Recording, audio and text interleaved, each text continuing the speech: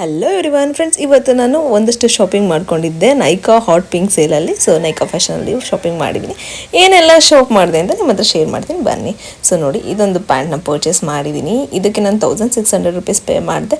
But ತುಂಬಾ ಚೆನ್ನಾಗಿದೆ, branded ಅಲ್ವಾ. ಸೊ ತುಂಬಾ ಚೆನ್ನಾಗಿ ಬಂದಿದೆ. ಸೊ ಎಲ್ಲ ಬ್ರ್ಯಾಂಡ್ಸ್ ಮೇಲೆ ತುಂಬ ಒಳ್ಳೆ ಆಫರ್ಸ್ ನಡೀತಾ ಇತ್ತು. ಸೊ ಅದರಿಂದ ಪರ್ಚೇಸ್ ಮಾಡಿದೆ.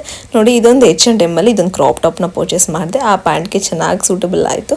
ಸೊ ಅದರಿಂದ ಪರ್ಚೇಸ್ ಮಾಡಿದ್ದೀನಿ. ಮಟೀರಿಯಲ್ ತುಂಬಾ ಚೆನ್ನಾಗಿ ಬಂದಿದೆ. ಸೊ ನೋಡಿ, ಎರಡು ಕಾಂಬಿನೇಷನ್ ಯಾವ ಥರ ಆಗುತ್ತೆ ಅಂತ ತೋರಿಸೋದಿನ ನಿಮಗೆ.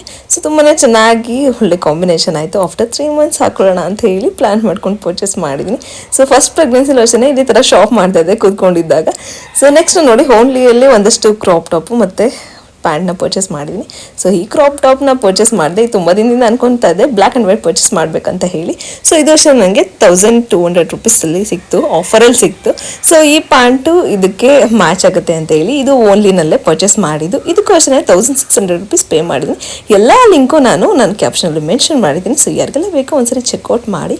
ಮತ್ತು ಯಾರಿಗೆಲ್ಲ ಲಿಂಕ್ ಬೇಕೋ ಲಿಂಕ್ ಅಂತ ಕಮೆಂಟ್ ಮಾಡಿ, ನನಗೆ ಪ್ರೊವೈಡ್ ಮಾಡಿದ್ದೀನಿ.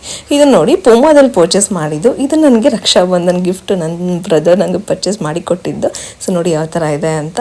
ಸೊ ಇದಕ್ಕೆ ನಾನು 2500 ರೂಪೀಸ್ ಪೇ ಮಾಡಿದ್ದೀನಿ. ಇದನ್ನು ನಾನು ಡೈರೆಕ್ಟ್ ಆನ್ಲೈನಲ್ಲಿ ವೆಬ್ಸೈಟಲ್ಲಿ ಪರ್ಚೇಸ್ ಮಾಡಿದ್ದು. ಇದು ಅಷ್ಟೇ, ಲಿಂಕು ಕೂಡ ಇದೆ.